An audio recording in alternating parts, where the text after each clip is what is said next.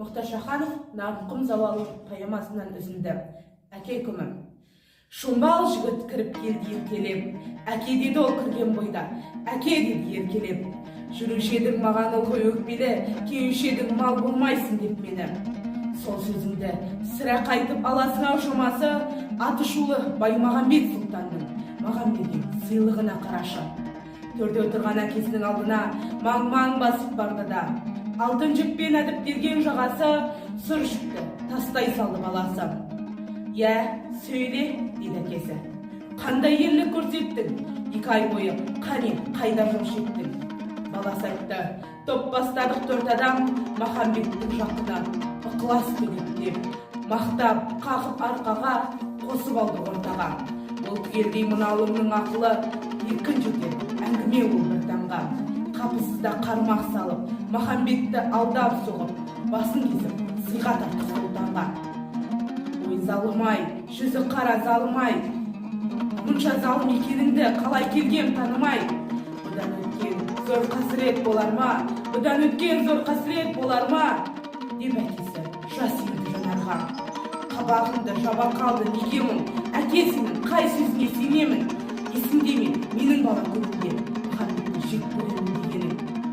Рас ұлым, айтылған сөз өктемдем. Бір кезде мен Махамбетті жек көргем. Әлдекемшін шағым беді ол ақылға, пенделік қой салған менің тақымға. Оған себеп сенің адам жасынан ғашық болған сол Махамбет ақынға.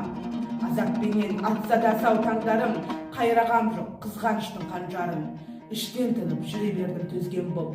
Өзін шексіз құлай сүйген жамбарын қайран ақын білген жоқ.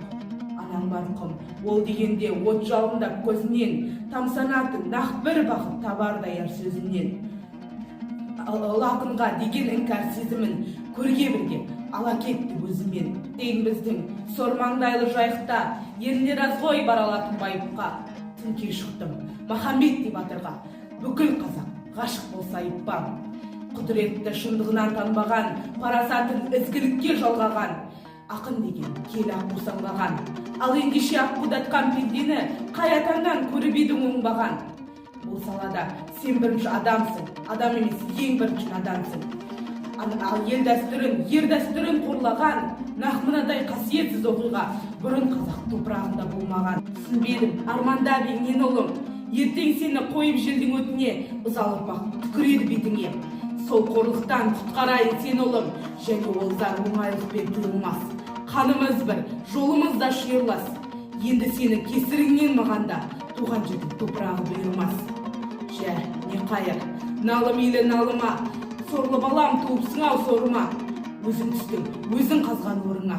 Кеттік қане, ішігіңді ал қолыңа. Ұясына күнтіреді батқалы, түксиеді меңіреу құмшатқалы. Олар үлкен қара жолға түсіп ап, бір төбенің басына кеп тоқтадым. Мынау төбе сенің соңғы шығарсың, болатынын ұғарсың. Сен әрине құралайды көзі атқан оғын маздатқан. Менің берген екенімді ұмытпаған шығарсың, деді әкесі құлазып нар көңілі. Дірдір етіп ұмытқам жоқ деді ұлы. Балам үміт қызығымның өлшемі, өзің едің қайғым болдың еңселі. Басына шық кәне мына төбенің, осы арада қалдырамын мен сені. Қараладың қасиетті мекенді, жараладың тұрмастай ғып әкеңді. Мынау жолмен өткен жұрттың аузынан Махамбеттің жырын тыңдап жат енді.